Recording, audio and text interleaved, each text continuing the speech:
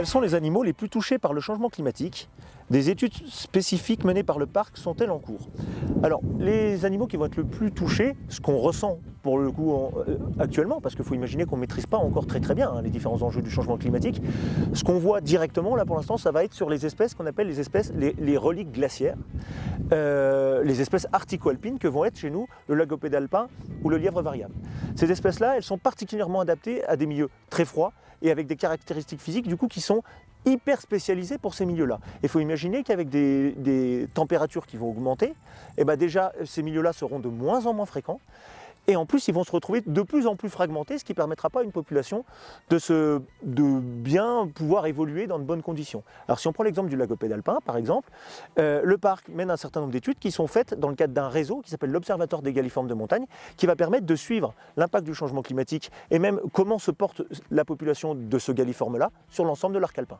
Quels sont les conseils que vous pourriez donner pour bien préparer sa rando? Alors en premier, vraiment se renseigner sur les dénivelés pour savoir si on est en capacité de pouvoir faire la rando. Et je dirais en second aussi du coup la météo, parce que on est en montagne et l'orage peut vite arriver, ou la chaleur aussi, donc voilà, bien savoir s'il fait chaud, s'il pleut, etc.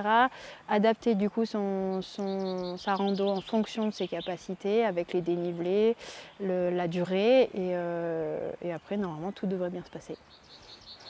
Comment distinguer l'aigle royal de la buse? Déjà, l'aigle royal est beaucoup plus grand. Alors, c'est pas forcément simple quand on observe. C'est plus simple d'observer avec des jumelles, pour voir ces oiseaux-là.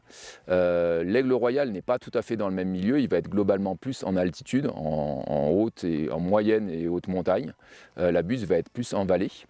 L'aigle royal a une tête qui est un petit peu rousse, donc on va pouvoir distinguer plus facilement évidemment avec des jumelles. Et il a des cocardes blanches plus ou moins prononcées sur le dessous. La buse, elle est variable comme son nom l'indique, donc c'est un petit peu faussé parce qu'elle peut avoir aussi le même plumage sous ses ailes. Donc c'est pour ça que la taille joue beaucoup.